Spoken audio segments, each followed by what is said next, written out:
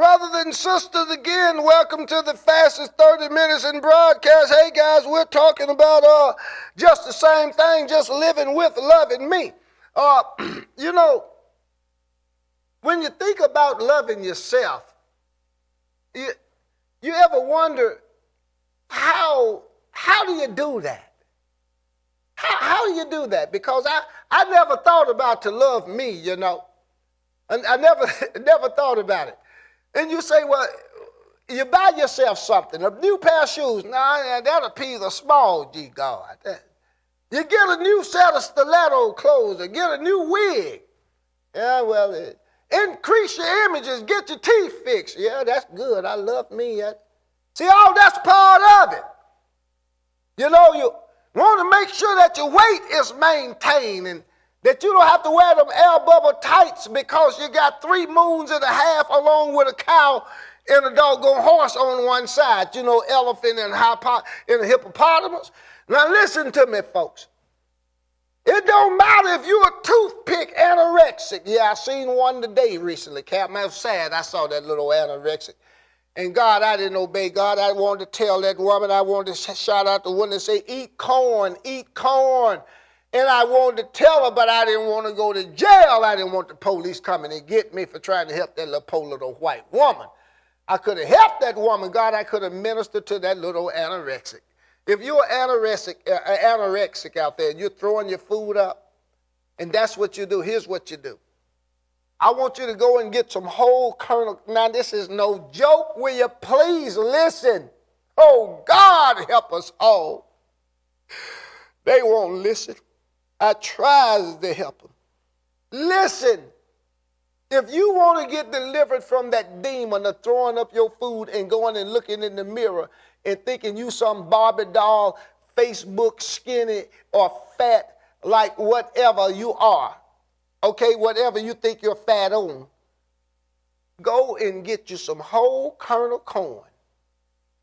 You know, help Del Monte out. You know what I mean? Get the best. Get Del Monte or something. I like them. Go get you some whole kernel corn. Throw it in a pot. Maybe throw a little salt and pepper on it. That's all, a little bit of butter. Let it sit there and simmer. Don't eat a lot of it now. Don't eat a lot of it. Just get you just a little bit. Maybe about 3 or 4 of those tablespoons. That's it. You're not going to get much at all. Go in and just begin to eat just a little bit of that kernel of corn. Just a little bit. You know, you're not going to throw up. You're not going to get sick. The enemy, the devil is not going to want you to do it. And let that set in you. Then go back and eat a little bit more and a little bit more. And watch your body be made whole. Watch your body be made whole in the sight of God. I've done it throughout my life for over 30 plus years. And everyone I've told that have obeyed have gotten healed from a can of corn. See, your prophets won't tell you that. They're going to tell you to send an offering and pray that you don't throw up no more so they can see your miracle spring water or your cloth that's going to make you sneeze at night and keep one of the fleas from biting you if you got a cat. I got a cat. Here it is. But I'm giving them away. And don't stay in the house either. And don't have no fleas because I took them to the doctor. And I got the medicine. Here we go, excuse me, Zechariah chapter number 11 now. The foolish shepherd. Let's look at this, talking about living with, loving me. It's just real simple, y'all, Zechariah. Jesus dealing with it. Living with, loving me, that's real either. We're not going to get into the big stuff now. We're getting to the heavy stuff later. We just getting started. We just getting started. Folks, you deserve to treat yourself good. The question of, if you ever ask it, I never got to the point, is that you got to learn to love you for the goodness of your heart, for having a mind that care about others. You got to learn to live with loving you, forgiving and sharing, not foolishly. You've got to live with loving you because they are not going to love you like you love you and like you love them. Many of them are only going to love you for themselves. So you have got to say to God, oh, Lord, help me, please. Jesus, I tell you what, it's getting rougher by the day. You've got to learn with living, with telling yourself, I am worthy of this. You can't keep saying, I'm not worthy. That's what we say, Lord, I ain't worthy to go out and eat with these people. I ain't worthy of this outfit, Lord. I'm not even worthy. Well, none of us are worthy of that. If that's the case, help me, Lord. None of us are worthy if that's the case. We never would be. You are worthy because of the value of who you are in the sight of God. Precious, which means you cost so much. Listen to me. You cost so much until God don't even want you to die. Your funeral costs too much. You hear me? For God to have, even though he got owned everything, the Lord said, God, this is going to be an expensive funeral. Here we go again. Precious in the sight of the Lord is the death of one of his saints, which means costly. You are priceless. When you go, a jewel have been removed, a very precious element. And the Lord is looking like, who is going to fill that slot? I mean, she loved me. He loved me. He talked about me. And then he looked down the line and see your brothers and sisters with all they stinking demons, and God keep looking, can't find.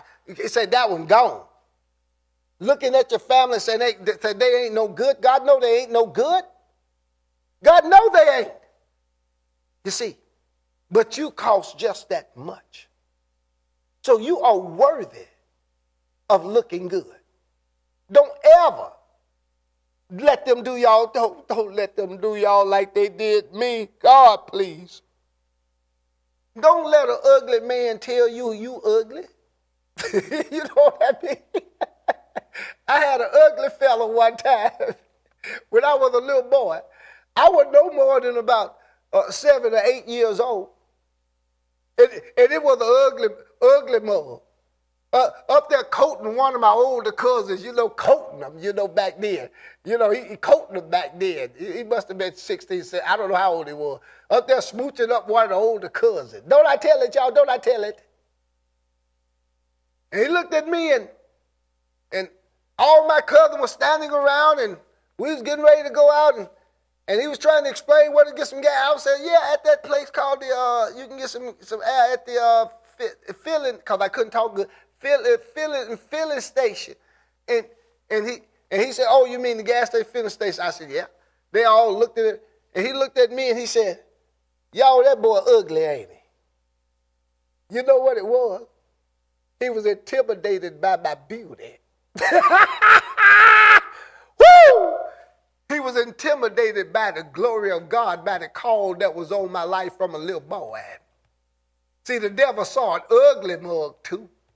See, don't let nobody tell you how ugly you are, or that you don't look good, or that your nose is too big or too skinny or whatever. Don't let them mess with your facial features. God gave you that. I had to learn to live with this big old brown nose I got. I wanted it to be trimmed a little bit skinny, had a look, not no point. But you've got to learn to live with the beauty of who you are. I tell, Captain, good-looking fella, fellas like that, he'll be, brother and stuff, they good-looking fellas, you know. And I look at them and I be like, wow, y'all some sure enough good-looking fellas. And I'm thinking, them good-looking fellas get all the pretty girls. And I'm intimidated by pretty girls, and I run from them so I don't feel like I'm worthy of a pretty girl, so I go get an average girl that may be uglier than me or whatever the case may be, you know what I mean? And it works out just fine. You know what you're doing? You're cutting yourself short. You're selling yourself short. I used to ask God, how did that homely brother get that pretty girl? That bug, no, he hurting. Am I tripping now, y'all? I'm having a good time telling y'all living with loving me. We'll read here in a minute. And I used to look at that man, this good-looking man, I mean a knight in shining armor. And he got this homely sister. I mean just that homely, woo-hoo. The women used to say, how in the world she get him? She got to have money. No. It was her and his personality. It was their character. It was their humbleness and humility and their sincerity and being the right spirit that caused them to connect with that person. You can go get the Queen of Sheba and you can go get Cleopatra and you will live in a beautiful, holy hell of life. Women, you can go get your King Solomon, your Donkey Kong. And you can go get your David, or you can go get your Fabulo, whatever that brother name is, or your Don Ward. Okay? You can go get them guys, or you can find a Prophet Johnson lookalike. You know what I mean? You're going to find yourself in a damnation of a holy dog, werewolf, beast hell that you ain't never seen before. Because you going after the looks and after the flesh. You'll end up with a pig woman. You understand? And if you've never dated a pig woman, men, she will make you vomit. Women, you've never dated a werewolf dog, half of that's what most of you want. A werewolf dog, a snake, a black smooth snake. Guess what? He ain't going to do nothing but in the end, suck the life out of you. Yeah, the incubus and the succubus, he going to suck your life out. Keep sleeping with the snake.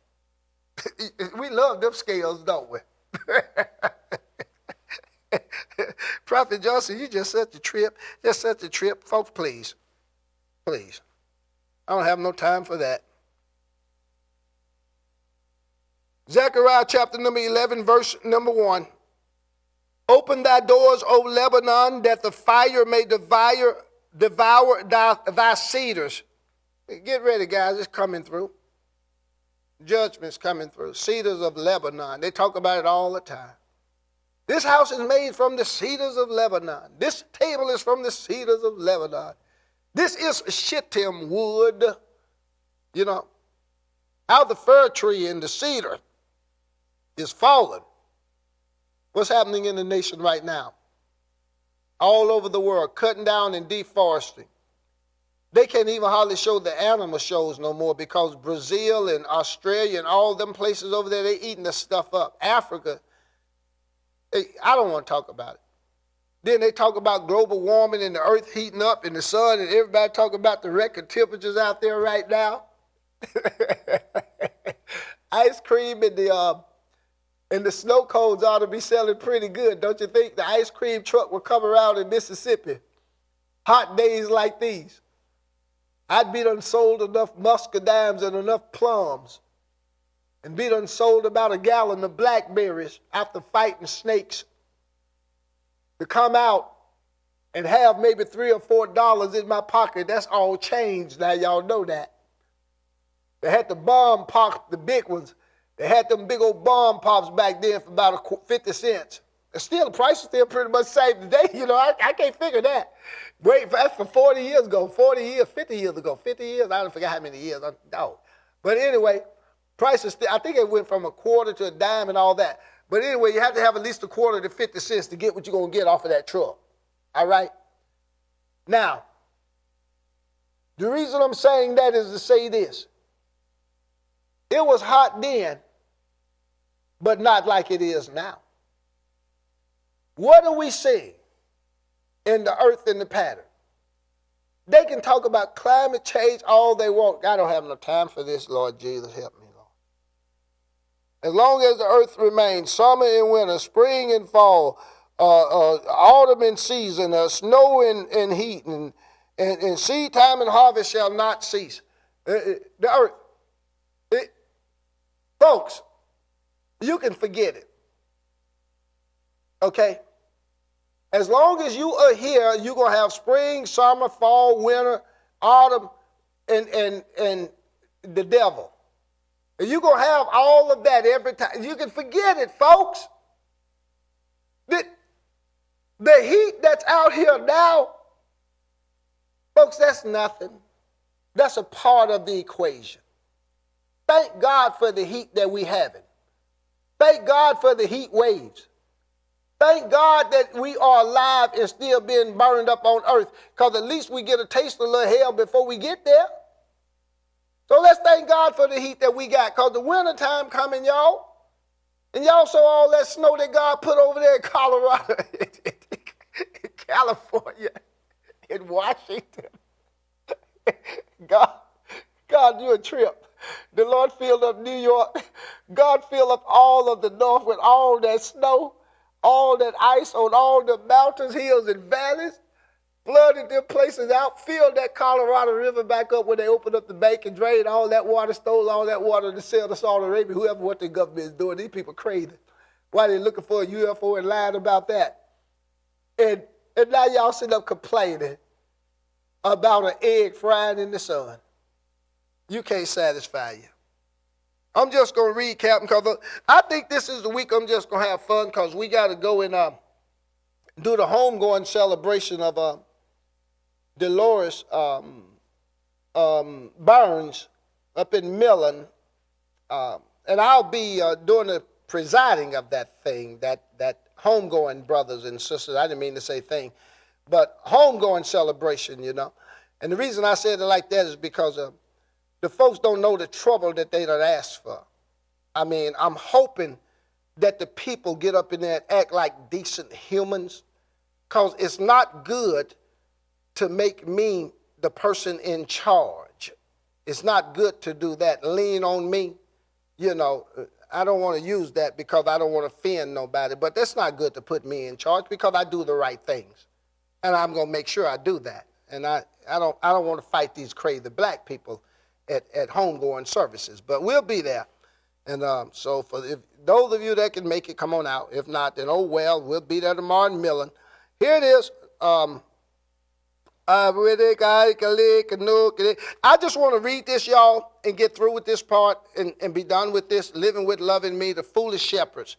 God's talking about the pastors that have not really cared for the flock in the church. And y'all hear me say it all the time. Let's look at verse number 2, Zechariah.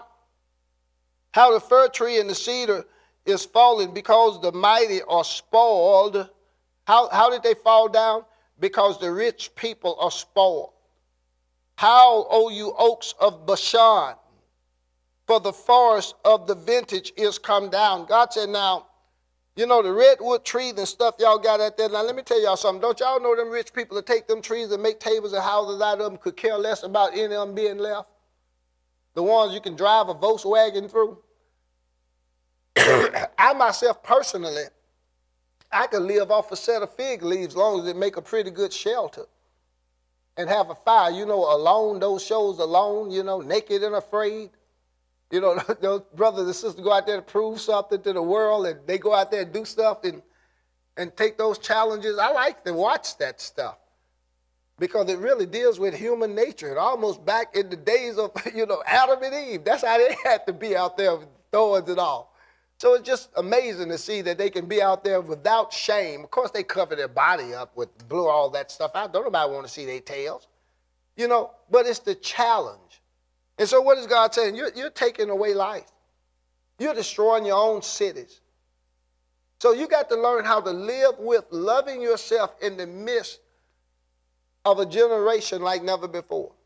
Now, I can tell the people they're not going back and taking those shots on the coronavirus or no other virus break loose. Now, the people are just not going to go back through that. Y'all will never be able to shut down this nation again. I don't care if they break out with a snow virus. Y'all are not going to be able to shut these people down ever again, government. Y'all had that in once in a lifetime. The only way y'all be able to do that is to declare martial law, because these people ain't going back in the house no more. They're not going to clean this earth up never again. All right? And that virus is something. I'm scared of that thing. I've never seen an invisible man walk around killing people. And that's what that thing was. And a lot of them rich people died. A whole lot of them, they died. A whole lot of them rich people, they just are dead. But they know now, because they're not dead, really. They're not dead. And let me say this, folks. Young children, this is for all you young children. Listen to me. When your grandpa and grandma go and they stop breathing and they put them in a little nice little old bed and decorate them and they're not moving, listen to me. They just don't have no more air in their body. But they are not dead. Their body is only not moving no more. But your grandmama and grandpa have left the earth and they went to heaven to stand before a holy God that loves them and care for them and waiting for you to come one day when you get old like that. And after you have all your children, then you're going to go and see them. But that'll be a long time for you. You got about 90-something years to live, and 80-something, or maybe 100. But you got a long time. So don't worry about them. They are not dead. Your grandmother and grandpa is alive in heaven with God. So you can thank God for that and relax. You just won't see them walking around on this miserable earth no more. Okay, but they love you. And remember that, okay, little girl? All right. I don't know your name, but maybe it's Jennifer. Here it is. Let's read something here because we're moving fast. He said, for the pride of a voice, there's a voice of howling of the shepherds. Here it is, verse number 3, Zechariah chapter number 11. There is a voice of the howling of the shepherds. Yeah, the voice of the howling of the shepherds. Think about it, folks. God knows. He sees this. For their glory is spoiled. You see that? For their glory is spoiled. What did God do? He showed y'all through 19. I don't have no time for that. That the leaders and the pastors didn't have no power. Them apostles and bishops ain't got no power. Them prophets didn't have no power. What was our power at? Hiding in the house with chicken and toilet paper and paper towel. Come on now, y'all. Didn't have no power. Many of them died. Many pastors died. Ministers, they dead. Killed by Delta 19, COVID. Where was it? Come on. God allows. Death don't have no one that death get anybody. It takes God to get through that. Okay, we're just going to read on through this and close out. Now here it is. Okay, because this burns me.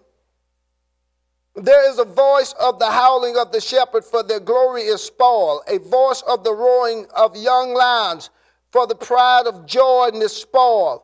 Thus said the Lord God, feed the flock of the slaughter. What? Feed the ones they done killed.